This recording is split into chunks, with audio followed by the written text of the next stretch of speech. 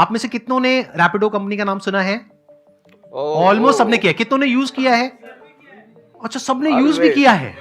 अरे ग्रेट, आपके तो सारे कस्टमर्स बैठे हैं। Exactly, always happy to meet my users. Whatever language you are comfortable in, you can speak in that language, whether it's English or Hindi. और यहाँ पे English. सबको, हाँ, और इंग्लिश। यहाँ पे इंग्लिश बोलने में सबके हाथ टाइट है, इंक्लूडिंग मी। लेकिन समझ हम सबको आ जाती है।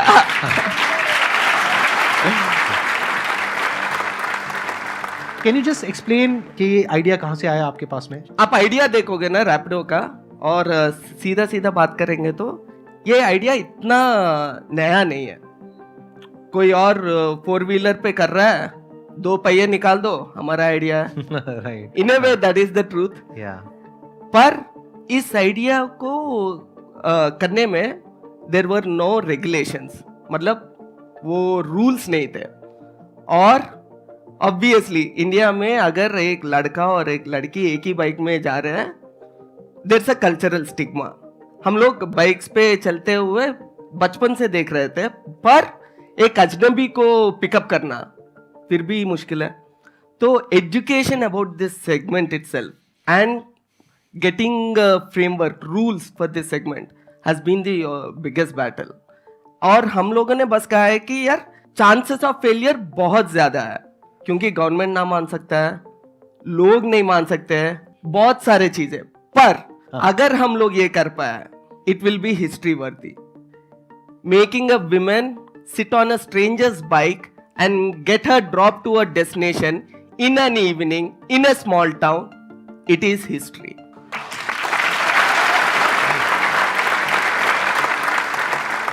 सबसे बड़ा चैलेंज मुझे ये नजर आ रहा है कि जब आपने शुरू किया उस टाइम पे कोई प्रॉपर गवर्नमेंट की रेगुलेशंस नहीं थी। इन द सेंस ऐसा नहीं था कि 2 व्हीलर के पीछे ये येलो कलर की नंबर प्लेट लगी हुई है जैसा टैक्सीज के अंदर होता है, है ना, और क्लियर डिमार्केशन हो कि ये कॉमर्शियल यूज के लिए है, ये पर्सनल यूज के लिए है। तो आपने इस चैलेंज को कैसे मीट आउट किया जब कोई गवर्नमेंट रेगुलेशंस थी ही नहीं? तो क्या आपने पर्सनल व्हीकल से ही शुरू कर दिया या गवर्नमेंट से अप्रूवल लिया? कैसे इस चैलेंज को कैसे ओवरकम तो किया? ये चीज है कि यार प्रोविजन है, हम लोग पूरा लॉ पढ़ेंगे, बिजनेस करने के लिए हर एक प्रोविजन है, और उसी तरह बाइक को टैक्सी में कन्वर्ट करने का प्रोविजन है। पर यही हुआ था कि यार कोई जाकर गवर्नमेंट से अब तक नहीं पूछा है, अरे मुझे बाइक को टैक्सी में कैसे यूज कर सकता हूँ। लॉ में प्रोविजन है पर पूछने वाला नहीं था। और हमारे पूछने के बाद आज के टाइम पे more than 10 states have recognized bike taxi, more than 6 states have legalized bike taxi in their states, and now अब यहाँ तक चला गया है कि यार लोग, even governments are pitching this as a job creation proposal in their manifesto. अच्छा, अरे ग्रेट। देखो यहाँ पर एक बहुत बड़ी चीज है हम सबके लिए सीखने वाली कि बहुत बार क्या होता है कि जैसे ही कोई आइडिया आता है हमारे माइंड में बिजनेस से रिलेटेड या कोई भी स्टार्टअप से रिलेटेड, तो सबसे पहला थॉट क्या आता है कि ये तो हो ही नहीं सकता। क्यों? क्योंकि आज से पहले हुआ ही नहीं है, तो ये करना बहुत मुश्किल है। हो सकता है वो इतना मुश्किल ना हो। इन्होंने देखा जाए तो कुछ बहुत ज्यादा नहीं किया, इन्होंने सिर्फ अप्रोच किया, तो कोई बहुत मुश्किल नहीं है। इट्स एज गुड एज कि आप 10 जगह पे गए इंटरव्यू देने के लिए और 10 में से 9 ने ना बोल दिया, 1 ने हाँ बोल दिया। कि आप अलग अलग स्टेट गवर्नमेंट्स के पास में गए, आपने अप्रोच किया और किसी एक ने हाँ बोल दिया। जैसे ही हाँ बोला इनका काम शुरू उस स्टेट से। तो फंडिंग आपने क्या शुरू में बूटस्ट्रैप से शुरू किया था या शुरू में डे 1 से आपने फंडिंग उठा ली थी? कैसे किया था? नहीं, यहाँ इस आइडिया को शुरू करने में एक और बड़ा सा ऑब्स्टिकल है फंडिंग।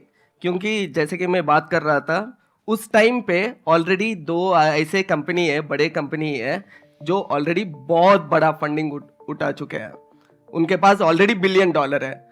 और ये आइडिया भी ऐसा है कि यार वो 4 व्हीलर के लिए, 4 व्हीलर के लिए कर सकता है, 2 व्हीलर के भी कर सकता है। बिल्कुल। और लोग, हम फॉर द फर्स्ट 2-3 इयर्स जब हम लोग शुरू किए थे, सब लोग यही बोल रहे थे यार उससे टक्कर कैसे लोगे।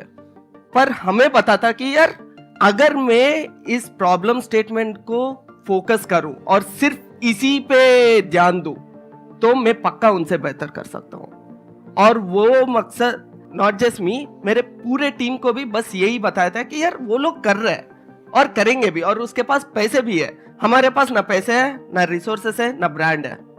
तो हम लोग जो भी कर रहे हैं उससे 5 गुना एफिशिएंट होना है, क्योंकि हमारे पास इतने पैसे नहीं है। और अगर कस्टमर और ड्राइवर, हम अपने ड्राइवर्स को कैप्टन्स करके बुलाते हैं, कस्टमर और कैप्टन अगर सोचे यार मुझे रैपिडो क्यों डाउनलोड करना है, उसके पास सीधा सीधा आंसर होना है। तो वो सॉल्यूशन, वो वैल्यू क्या है, चलो फिगर आउट करता है। तो ऐसे सोचते सोचते हम लोगों ने बहुत सारा नए चीजें करने के लिए मिला है। जैसे कि 2015 में जब हम लोग शुरू किए थे, ये यूपीआई के पहले था, पर हम लोगों ने सोचा है कि यार बाइक टैक्सी कोई भी ज्वाइन कर सकता है, और हम लोग बोलते हैं कि यार be your own boss by joining in Rapido.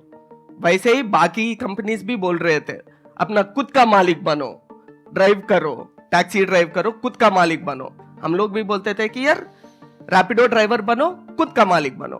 पर मालिक का क्या मतलब होता है? मालिक का ये मतलब होता है कि यार अपना आप कुछ कमा रहे हो, वो आपका पैसा है। बाकी कंपनीज में हम लोगों ने देखा है वहां पे वीकली सेटलमेंट होता है, मंथली सेटलमेंट होता है। मतलब जो भी पैसे कमा रहे हो आपको 1 हफ्ते के बाद मिलता है या 1 महीने के बाद मिलता है। तो वो तनख्वाह की तरह है, बी योर ओन बॉस, खुद का मालिक कहाँ पे है? तो उस टाइम पे हम लोगों ने एक instant payment product, which means जो भी कमा रहे हो वो डायरेक्टली आपके बैंक में जाएगा। ये यूपीआई के पहले। यूपीआई के बाद तो वो कैसे किया आपने? हम लोगों ने एक बैंक के साथ बहुत परस्यूएड करके, बहुत इंसिस्ट करके, we were the first guys to work with Yes Bank and come up with instant payments product. उन लोगों ने हमारे लिए एक कस्टमाइज सॉल्यूशन क्रिएट किया हुआ है। उसमें पूरी पेमेंट उसके पास चली गई। मानो मैं हूं वो कैप्टन आपका, और पूरी पेमेंट मेरे पास में आ गई। उसमें फिर आपको क्या बेनिफिट हुआ? दी कैप्टन्स दे पे अस कमीशन फ्रॉम देयर मनी। अच्छा, and what is that commission percentage? It's 15% around. Bike है या जो स्कूटर है वो भी कैप्टन का है? कैप्टन का ही है। So one of my other visions, मेरा एक और सपना था कि यार रैपिडो के through I want to create employment at a mass scale. And अगर एक स्टूडेंट को 2 क्लासों के बीच 1 घंटा भी मिले, मेरा मकसद ये है कि यार वो बंदा आए, रैपिडो पे काम करो, पैसे कमाओ, सैटरडे मूवी देखो, या जो करना है करो, पर अपनी कमाई खुद करो। I must say it's a great idea, लेकिन यहाँ पर मुझे एक बहुत बड़ा चैलेंज नजर आ रहा है। For example, I am the kind of a guy, मान लेते हैं, just as an example, not I am, but मान लेते हैं कि मेरी इंटेंशन ठीक नहीं है। मेरा है कि आपके प्लेटफॉर्म को, आपके ब्रांड को यूज करके अपना कुछ ऐसा करना है विच इज इलीगल, और मैं आपके पास आता हूँ, और जो भी आपका वेरिफिकेशन का क्राइटेरिया है, आपका होगा कि ये इस तरीके से आप वेरीफाई करते होंगे, वट एवर इट इज, उन सारे क्राइटेरियाज पे मैं पास हो जाता हूँ, और मेरे को आपका प्लेटफॉर्म मिल जाता है, यानी आपका ब्रांड नेम मिल जाता है। तो अब जो पैसेंजर है उसकी सेफ्टी को आप कैसे इंश्योर करोगे? Like you said, we have a strict verification process and we have a background verification process. Document verification एक होता है, बैकग्राउंड वेरिफिकेशन एक होता है, उसके बाद एक ट्रेनिंग कोर्स होता है। मान लो ये सब कुछ उसने पास कर लिया, देन हमारे पास एक पीरियड होता है कॉल्ड हैंड होल्डिंग पीरियड। उसमें right from the way driver कैसे चला रहा है, अगर स्पीड चला रहा है, 60 के ऊपर जा रहा है पता चलता है, स्टीप टर्न ले रहा है पता चलता है, रूट बिहेवियर एंड एवरीथिंग पता चलता है। अगर कुछ फीडबैक सब्जेक्टिव हो जो हमें मोबाइल से या ऐप से नहीं मिलता है, हम लोग यूजर से लेते हैं। यूजर को हम लोग सब कुछ पूछते हैं, is your captain behaving in a proper manner, did you feel any uncomfort, ये सारे चीजें रेटिंग्स हम लोग every ride we track, and we have the best quality team whose only job is to make sure that this platform is safe। एक बार ना यहाँ पे practically I think voting ही कर लेते हैं, क्योंकि अभी बहुत सारे लोगों ने कहा था इस सेशन के शुरू में कि आपने कभी ना कभी रैपिडो की सर्विस यूज करी है। कितने लोग हैं जिन्होंने रैपिडो को कभी ना कभी यूज किया है? कितने लोग हैं जिनका एक्सपीरियंस बहुत अच्छा रहा है? वो अपने हाथ ऊपर रखिए। ऑलमोस्ट सबका। दैट्स अ बिग अचीवमेंट जी। So big round of applause. अच्छा, अब मैं आप लोगों से और थोड़ा इंटरेस्टिंग एक क्वेश्चन पूछता हूं रादर देन आस्किंग हिम, क्योंकि ये तो अपने स्टैंड पॉइंट से कुछ अच्छा ही बोलेंगे, but it would be interesting अगर कस्टमर के स्टैंड पॉइंट से कुछ हम समझने की कोशिश करें। अभी जिन्होंने अपने हाथ ऊपर करे थे, यानी कि जिन्होंने कभी ना कभी यूज किया है रैपिडो की सर्विस, उसमें से बहुत सारे लोग ऐसे भी होंगे जिन्होंने रैपिडो के अलावा और भी टू व्हीलर के जो और सर्विसेज हैं उसको यूज किया है? हाथ ऊपर करिए, ऐसे कितने लोग हैं? तो आप कुछ बताना चाहेंगे बिना नाम लिए कि जो आपने एक्सपीरियंस किया इनकी जो भी राइड है उसमें और जो किसी और कॉम्पिटिटर की है उसमें? अभी 2-3 दिन पहले की बात है. I was in Delhi. I was booking from Rapido as well as from other also. So what happened, I got a call from that other app that amount कम है तो मैं नहीं आ पाऊँगा. I booked approximately 6 to 7 rides. All the rides cancelled.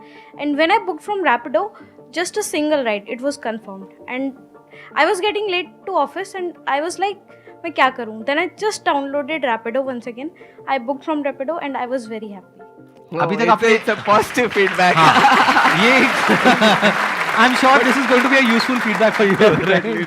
Testimonial directly coming from like say your real customer. Thanks a lot. तो मैं यहाँ पे एक और चीज समझना चाहूंगा, क्या आपने फिर दोबारा से भी यूज किया रैपिडो को या एक ही बार यूज किया? कितनी बार यूज कर चुके हैं? Now I use only Rapido. अच्छा, you must have used Thank it you, a lot of thank times. Yes. और आपका एक्सपीरियंस आज तक जितनी भी बार आपने यूज किया है अच्छा रहा है? It was best. Honestly speaking, it was the best. और आप इनके साथ मिले हुए नहीं हैं? No. क्योंकि ये हमको पता है क्योंकि ये अकेले आए हैं. इनको पिक करने भी हमारे ड्राइवर गए थे इनको यहाँ पर पिक करने के लिए. अच्छा, मेरे क्वेश्चन है आपसे, आप जब यहाँ पर आए इस सेशन के लिए, जस्ट किडिंग, आप रैपिडो से क्यों नहीं? अच्छा, मैं एक्चुअली मोनिका जी को बता रहा था कि यार आप लोकेशन भेज दो, मैं आ जाऊंगा and I usually travel on Rapido. अच्छा, देखो ऐसा नहीं है कि यार हम लोग सब कुछ सही कर रहे हैं. बहुत सारे जगह है जहाँ पे हमको इम्प्रूव करना होता है. तो जब भी मैं रैपिडो कैप्टन के साथ ट्रैवल करता हूँ, मैं नॉर्मल यूजर की तरह बात करता हूँ. राइट. अगर वो गाली दे रैपिडो को, मैं भी उसको 2 और गाली ऐड करके रैपिडो के अगेंस्ट बोल देता हूँ. अरे हाँ यार, रैपिडो ऐसा कंपनी है, वैसा कंपनी है. क्या होता है, वो बंदा सच में ओपन होना शुरू करता है. And I get to know a lot of feedback from these captains on my rides. आप करते रहते हैं ऐसी राइड्स? मतलब मैं अलग-अलग सिर्फ रैपिडो यूज करता हूँ. अगर सच में बोलूं तो अगर रैपिडो का सबसे लॉयल कस्टमर मैं रहूंगा. अच्छा.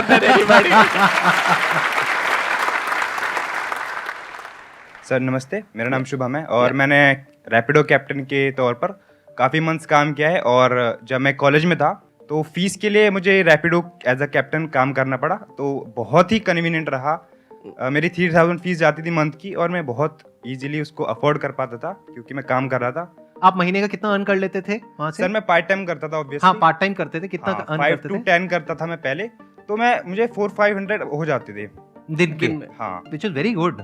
अगर मैं अपने ऊपर भी रख करके देखूं, there was a point in time in my life कि जब मेरे पास में ऐसा कोई ऑप्शन नहीं था कि 18-19 साल की एज में अगर लाइसेंस तो है और एक टू व्हीलर भी है, बट पार्ट टाइम अगर 400-500 रुपए मिलता है तो नॉट बैड ना. तो ये एक अच्छा पॉइंट है. आप अगर ये वेस्टर्न कंट्रीज देख रहे हैं, यूएस और कोरिया ऐसे कंट्रीज, वहाँ पे 16-17 साल से यूथ हमारे लोग डायरेक्टली पार्ट टाइम जॉब्स करना शुरू कर सभी करते हैं. हाँ, राइट. पेट्रोल बंक में या कन्वीनियंस स्टोर पे, किराया कहीं पे भी. पर हमने देखा है कि यार इंडिया में पार्ट टाइम अपॉर्चुनिटीज बहुत कम है. राइट. जो बोले कि यार मैं सिर्फ 2-3 घंटा करता हूँ, मैं सिर्फ वीकेंड्स पे शाम को करता हूँ. अगर वो अपॉर्चुनिटीज है भी है, वहाँ पे कमाई थोड़ा कम है और बहुत कम है इंडिया में. तो इसलिए हम लोगों ने ये मकसद रखा है कि यार क्यों ना हम लोग रैपिडो के थ्रू ये पार्ट टाइम वाला कल्चर इंडिया को इंट्रोड्यूस करें. विच इज़ वाई जो इसके साथ चैलेंजेस आते हैं, जैसे कि आपने बताया चैलेंजेस आते हैं. बहुत सारे लोग नए लोग आ रहे हैं और बहुत सारे लोग निकल रहे हैं. तो हमको क्वालिटी हमेशा रखना चाहिए, टॉप नॉच रखना चाहिए. ये इजी काम नहीं है, ये बहुत मुश्किल है, पर हम लोग ऐसे ही ये प्रॉब्लम को सॉल्व करना चाहते हैं. This is again a very big quality of an entrepreneur. ध्यान से समझना. देखो क्या होता है, हमेशा एज एन एंटरप्रेन्योर आपके पास में एक आसान रास्ता होगा, एक मुश्किल रास्ता होगा. आसान रास्ते पे क्या होता है, चल करके आप कहोगे हाँ ये फटाफट से हो जाएगा, चलो यही कर लेते हैं. बट वो लॉन्ग टर्म में जाकर के मुश्किल हो जाएगा, क्योंकि जो आसान होगा वो तो आपका कॉम्पिटिटर भी कर लेगा, कोई भी कर लेगा. बट जो मुश्किल रास्ता होता है उस पर कॉम्पिटिटर जल्दी से नहीं चलेगा. और अगर आप चल करके कुछ बिल्ड कर दोगे तो वो रास्ता इतना लंबा होता है कुछ क्रिएट करने का, कुछ बिल्ड करने का, कि कॉम्पिटिटर्स उसको नहीं चुनते हैं. तो ये एक डिफरेंशिएशन क्रिएट हो जाता है आपके बीच में और बाकी कॉम्पिटिटर्स के बीच में। छोटे छोटे से डिफरेंसेस होते हैं जिसकी वजह से बहुत बड़ा डिफरेंस आ जाता है लॉन्ग टर्म में, अगर क्यूमुलेटिव बेसिस पे देखा जाए। लेकिन मेरे को एक बात समझ नहीं आई, आपने कहा कि आप दिन का 400-500 रुपए कमाते थे, क्योंकि अगर एक राइड पे आपको 30 रुपए मिल रहा है, 30 में से 5 रुपए इनको मिला, 25 रुपए, तो इसका मतलब आप पार्ट टाइम बेसिस पे कर रहे हो। तो कितनी राइड्स कर लेते थे आप? सर मैं डेली अराउंड 7 to 8 राइड्स मेरी हो जाती थी 5 घंटे के अंदर अंदर। और एवरेज अमाउंट कितना होता था एक राइड का? सर वो तो डिफरेंट रहता है। अगर हमें 1 किलोमीटर जाना है तो ऑब्वियसली कम अमाउंट है। हाँ। अगर 10 to 15 किलोमीटर जाना है तो उसका 150 रुपीज के अराउंड मिल जाता था। अच्छा, तो एवरेज मान लेते हैं 60 रुपए के आसपास, हाँ है ना? और 10 राइड अगर आपने करी तो 400-500-600, हाँ ठीक है, हाँ। कैलकुलेशन ठीक है सर। एक आपने बहुत सही गेस किया है। हमारा एवरेज टिकट साइज है 60-65। इससे प्रूव हो जाता है कि चोट सिर्फ मेरे हाथ पे लगी है।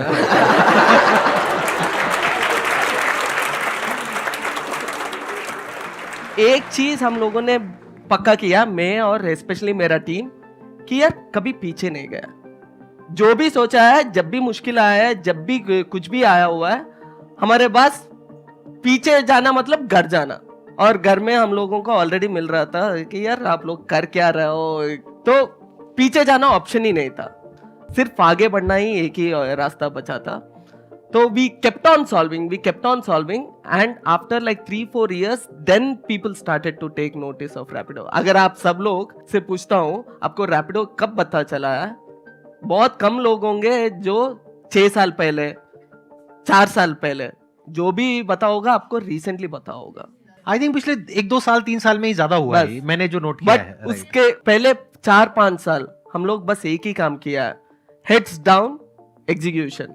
एक एक प्रॉब्लम स्टेटमेंट निकाले, कस्टमर को ये इनकन्वीनियंट लग रहा है, कस्टमर को कैप्टन का वो परफ्यूम पसंद नहीं आ रहा है, यहाँ तक the smallest of the details को पकड़ के कैसे सॉल्व करना है। ये आपने कैसे सॉल्व किया? परफ्यूम आप देते हैं? हाँ, नहीं,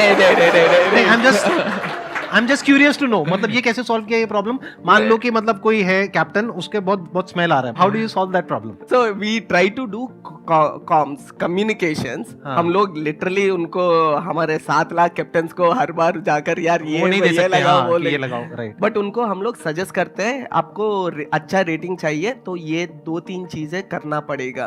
और रेटिंग्स के ऊपर हम लोग थोड़ा इंसेंटिवाइज करते हैं ताकि वो लोग मोटिवेट हो जाए कि यार ये फॉलो करके अच्छा रेटिंग पाए। क्या इसको आपने रेटिंग में भी इनकॉर्पोरेट किया है? इन द सेंस कि रेटिंग में आप 4-5 चीजें पूछते होंगे, क्या उसमें ये भी पूछा है कि जो आपका कैप्टन था, हम लोग हाइजीन राइट, करके हाँ, पूछते हैं। रेटिंग में हम लोग प्रोफेशनलिज्म, नहीं, क्योंकि यही तरीका है पता करने का, है ना, ऑब्जेक्टिवली पता करने का। प्रोफेशनलिज्म, बिहेवियर, ड्राइविंग, एक में सब सेक्शन होता है, हाइजीन वैसे। First of all good afternoon sir. Good afternoon sir. Actually क्या हुआ था कि मैं पहले बाकी जो प्लेटफॉर्म्स है वो और रैपिडो दोनों यूज़ करती थी, तो मैंने क्या फील किया, sorry sir, but I feel कि थोड़ा महंगा है रैपिडो, तो मैंने फिर अदर प्लेटफॉर्म पे स्विच कर लिया। तो आज सुबह जब मैं आ रही थी, मैं गुड़गांव से आई हूँ, तो एक्चुअली क्या हुआ, मैं जो दूसरा प्लेटफॉर्म यूज़ करती थी वो उन्होंने मेरी राइड एक्सेप्ट नहीं की, वो मतलब केप्ट ऑन कैंसिलिंग। फिर उसके बाद मैं मतलब पीजी वगैरह जहाँ भी रहती हूँ, मैं नीचे आई तो मेरे को एक रैपिडो ड्राइवर आगे मिला और मैं ऐसी ऑटो वाले से पूछ रही थी कि मुझे यहाँ जाना है। Then he suddenly asked by himself कि मैडम आपको कहाँ जाना है? तो आई सेड कि मेट्रो स्टेशन जाना है। तो मैंने कोई राइड बुक नहीं की थी, बट वाकई कस्टमर सर्विस लिटरली मैटर्स। तो उन्होंने मेरे से पूछा कि अच्छा, मैंने कहा भैया कितना लोगे? तो he said something amount. I said भैया इतना जेन्युइन है, just negotiated by like that only, and then he gave me that service. तो हाँ, मेरे को आज लिटरली, मैंने इसलिए देखा भी नहीं दूसरा प्लेटफॉर्म कि अच्छा ठीक है इधर नहीं सर्विस दे रहे तो शायद उधर भी नहीं मिल रही होगी, रैपिडो पे भी।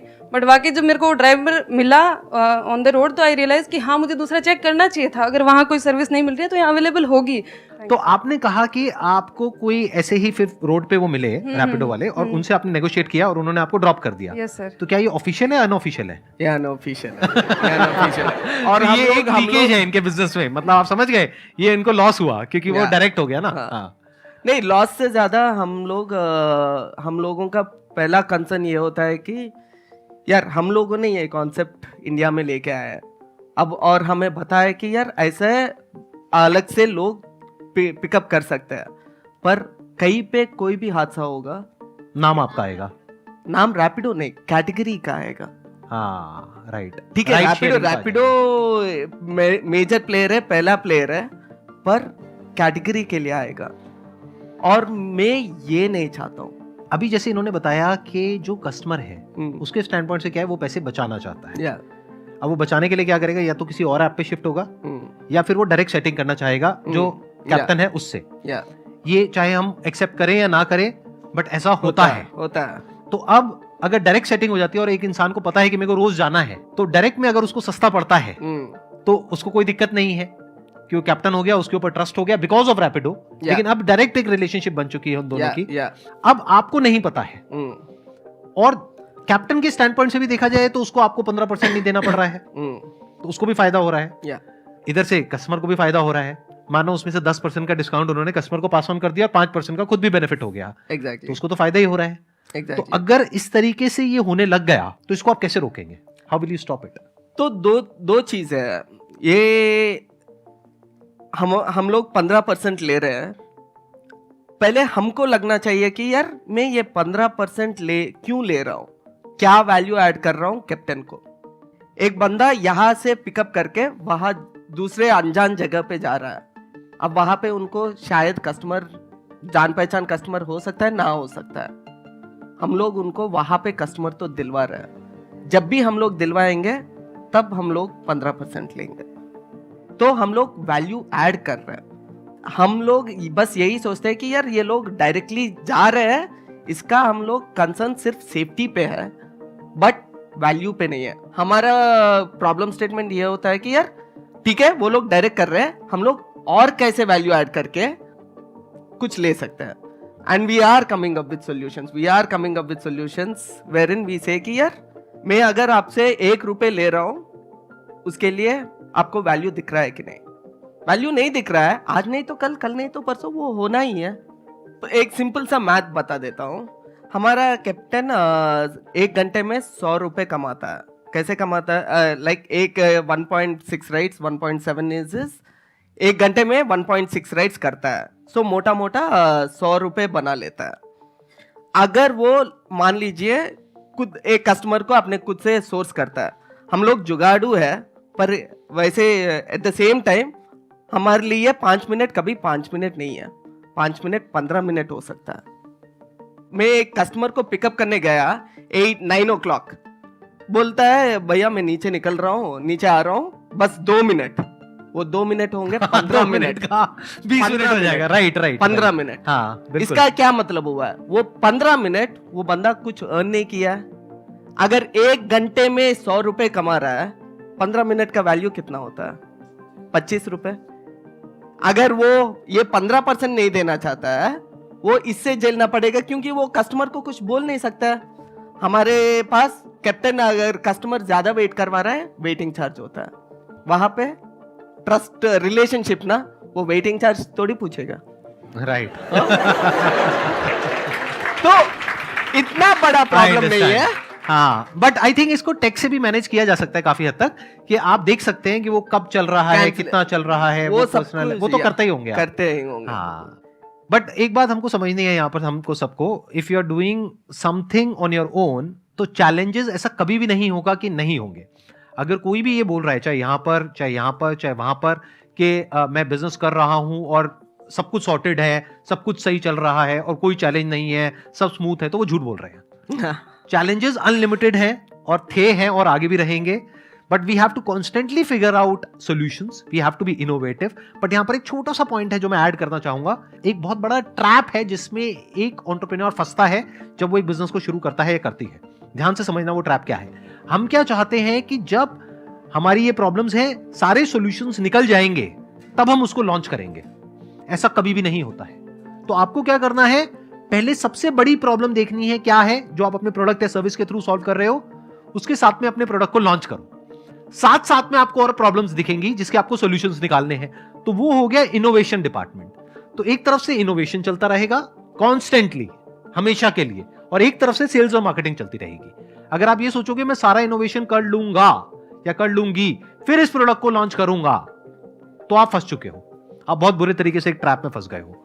और मैं इस बेस पे आपको बता रहा हूँ क्योंकि पास में मैं इस तरीके से इस ट्रैप में फंसा हूँ। आई एम श्योर आपने भी एक्सपीरियंस किया होगा कभी ना कभी एग्जैक्टली कि हम यही सोचते रहते हैं कि जब ये Perfection. हो जाएगा तब हम इसको करेंगे। परफेक्शन करके, क्योंकि परफेक्शन को एम करना गलत चीज नहीं है। तो हम लोग सोचते हैं कि यार ये थोड़ा परफेक्ट करता है, ये थोड़ा परफेक्ट करता है, ये थोड़ा परफेक्ट करता है। पर जिंदगी में जैसे कि संदीप जी बता रहे हैं, आई हैव ऑलवेज सीन शुरू करना is the most effective thing, just doing it is the most effective thing. Thank you so much sir यहाँ पर आने के लिए। It was pleasure meeting you, pleasure talking It to was you. really pleasure meeting you. I just want to thank you. मैं हमेशा ये सोचता था कि दुनिया में सबसे बड़ा इम्पैक्ट ये होता है जब आप एक बंदे को दूसरे बंदे को इंस्पायर कर रहे हो, क्योंकि वो बंदा जब इंस्पायर होगा वो कुछ भी बन सकता है। एक एजुकेटर बन सकता है, एक बिग एंटरप्रेन्योर बन सकता है, या एक लीडर बन सकता है। और आप वो काम दिन ब दिन ऑलमोस्ट हफ्ते हफ्ते वाया योर वीडियोस आप लोग कर रहे हो। I am really inspired. Thank you so much जी, thank you so much, thank you.